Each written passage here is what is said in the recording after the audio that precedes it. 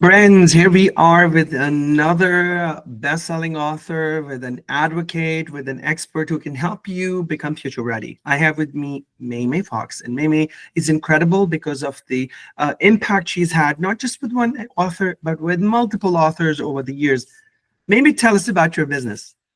So I have a company called Your Best Selling Book, and we help people birth their stories. We call ourselves story doulas or book doulas.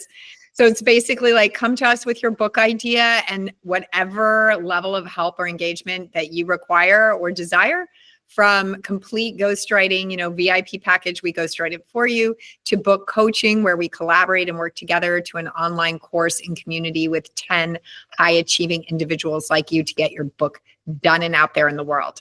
And I just love working with authors. They're my favorite group of people. I've been doing that my entire career for over 25 years now, if you can believe it. Yeah. I've done 2 New York Times bestsellers, 2 selections for Oprah's book list, a dozen books that have all been published by big 5 traditional publishing houses. And now I'm helping more and more people get their stories out into the world. Incredible. You know what? It's such a great time for storytelling, because storytelling seems to have this this whole rise, because maybe a lot more people are reading, because book talk is making authors famous. Who knows what's happening out there? But on one hand, you've got a crisis in America where public funded libraries are declining, but readers are increasing on all different genres. Majority of people watching this interview are high achievers, entrepreneurs, leaders, professionals, and people who want to create change in their life. And again, I really echo what you said. It's a great time to become an author and to write books. How do you get started with doing that? Because that's the first step is the most difficult step. Do I even have a book in me that I can write? Is the question people ask. Everyone has a book in them, Ian. Every single person on this planet has at least one good book in them, and that is your story. No one else can tell your story. No one else has your life experience and has learned lessons the way that you have. And that is powerful.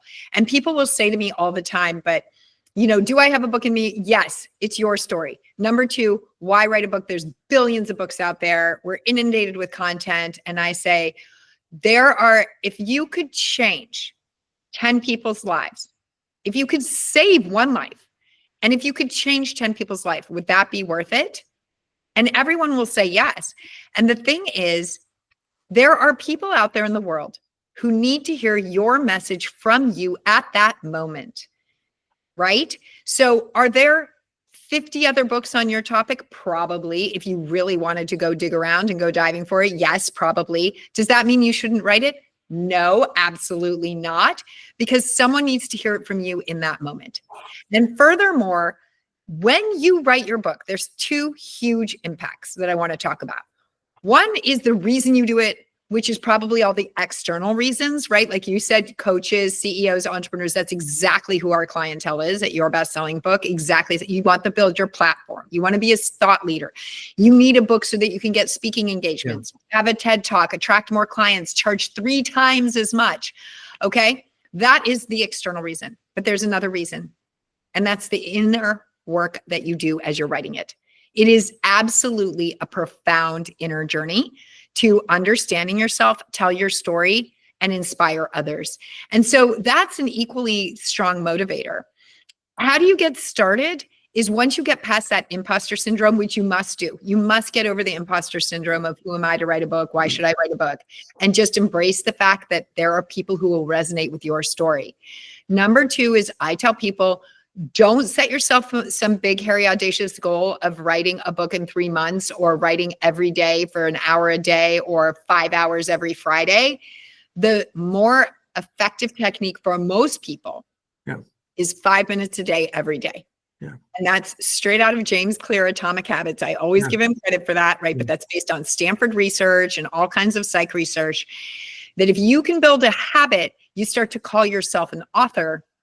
You start to build it into your day. Every day, there are days when you will go longer. In 1 year, you can have a book. Yeah. With 5 minutes a day. Yeah. That's incredible. Everybody has 5 minutes in a day they can spare. Everyone, no matter what you're doing, if you have kids, if you are caring for elderly parents, if you're traveling, you can do 5 minutes a day. Yeah, yeah. You know what? I back in the day, I think one of my first books that I wrote was something around career choices and something around that topic. And it's that book is in my local library. And so when I'm in my local library sometimes, and I'm like, oh, my book is here. This happened to me before.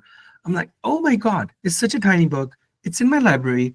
Somebody's reading it. They have 20 copies of it in there. I'm like, somebody's reading it. Maybe it's helping one person do something. So that feeling and that satisfaction that you get when you shun away all your inhibitions and your vulnerabilities, and you're afraid how people will judge you, what will they think about you when they read that sentence, and they'll think you're a weakling. Forget all that. Forget all that. Just be open and give. I think you have to be ready to give, and that opens up the doors. So true. I'm so happy you said that. It's that vulnerability and authenticity, especially in today's world, and I've seen that change over the course of the last 25 years.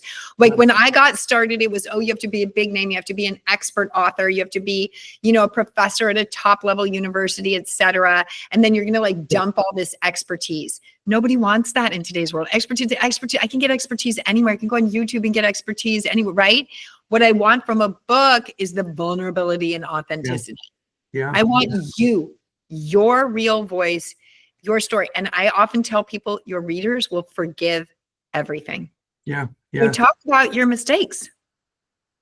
Yeah. One of the other words that comes to mind when you author a book, write a book, and there's so many genres. You could be writing a boring technical book about some kind of a mumbo jumbo doing something technical, great.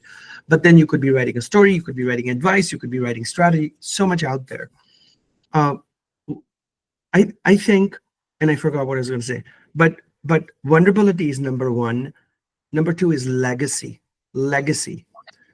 Tell me about legacy and leaving a legacy when you write any book.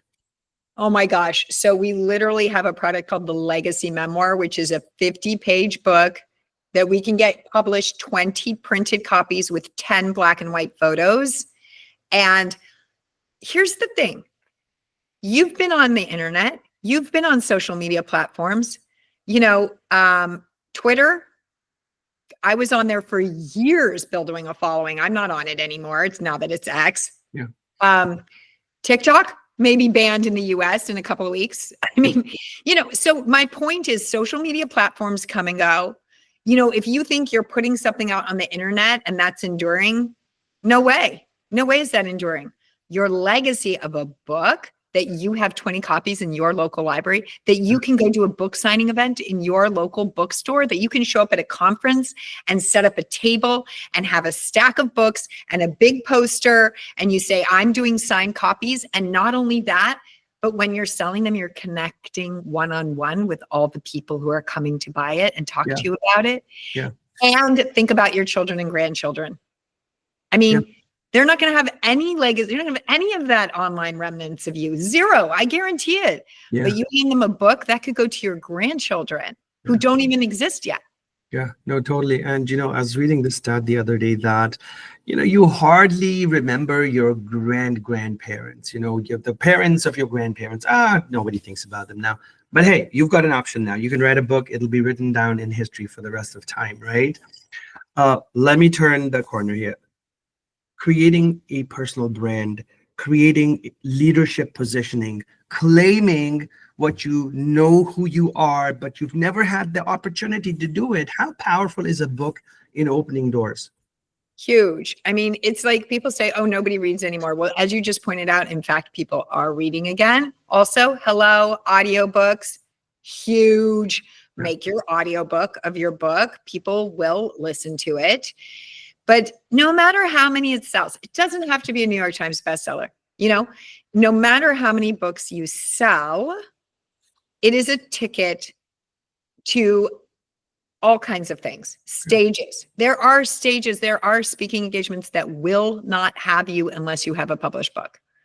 It is a ticket to higher paid clients. It is a ticket to a greater level of respectability within the press. I wrote for Forbes for almost a decade. I was a contributor. I did 5 articles a month for almost a decade. Wow. And if somebody is author of such and such book, you know what? Author is in the word authority.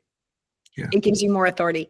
and it gets you in a room with a higher caliber of other leaders. So think about that. That's something that a lot of people don't consider when they talk about writing a book, is you're going to be in the green room with a different caliber of people. Yeah, and it has happened to me so many times. Let me tell you, maybe I did not start off my life waking up and saying, "Hey, I'm this author and I'm a speaker." I was just doing my regular thing, but then something triggered in me, and I started writing. I started positioning myself in a very different way. I did a bunch of self-published books back in the day when I started, and they started opening the doors. I get copies printed, and then I'd sell them to an event, and then I'd sign them. The initial time that you take to get these things done can be rough, but then your lessons don't have to be so hard. If you work with people who have already done this so many times, you can jump and kind of hack your way through that. I just say this to everybody: work with people who've already gone through that suffering so that you don't suffer and you're kind of on the path. And I wish I had those mentors back in the day, but here we are. Books will open your doors to not just financial gain, but also authority, also respect, also honor, dignity, legacy. Like, these are massive chunks in life that you want to establish, and look at them from far away and say, hey, at least I've made a difference in some people's lives. Okay. 3 pieces of advice to anybody who's on the fence right now. Should I write a book? Do I have a book? What should they do? What should they do? Three steps. I mean, we have to talk about AI, because generative AI is here. Yeah. I've got emails in my inbox saying, we'll write your book for you in 2 hours. No joke. So my first piece of advice is, yes, AI is a wonderful thought partner, a collaborator, a tool. However, please don't write your book entirely with AI. You know why? It's going to read like a manual. I can read that stuff on the internet anytime I want. You have to put your own stories and your own heart in there. So the advice is, start with 5 minutes a day. And in that 5 minutes a day, write down your stories. Okay. Your stories are what AI cannot tell. Yeah. Your story of that first job, your story of that first heartbreak, your story of what made you motivated to succeed, right? Like, that's what gets it out of generic and into the vulnerable and authentic. So I think that's number 2. And number 3 is just really the mindset of, I can do this. I should do this. If you need to hire someone, we're available. Other people are available. Hire someone to help you. But, set yourself that goal, that deadline, and don't let those voices that come up, the inner critic, the imposter syndrome, dissuade you. I think people just are their own worst enemies sometimes, and many times people are busy. They don't realize, what a valuable asset it would be for others to read stories of regular people or irregular people, if you will. But it's valuable to do that. MeiMei, thank you so much for your time. I really appreciate it. I know there's so much we can talk about. Tell us where people can find you so that they can look at your work, see what you do. The easiest is to go to writeyourbestsellingbook.com. That's the easiest. And my name, MeiMei Fox. I'm MEIFOX, and I'm so far the only one out there on the internet with that name. So you can find me on Instagram, LinkedIn, everywhere, MeiMei Fox. Excellent, folks. And also look at this video description underneath. We've put links to MeiMei's work and her website, so it's impossible to miss her. And please do reach out, contact her, and see what she can do for you, and maybe just give you maybe ideas on what you should do, and if this is the right thing for you to do. But MeiMei, thank you so much for your time. Really appreciate it. Thank you from the Undisrupted community, and thank you for being part of the summit.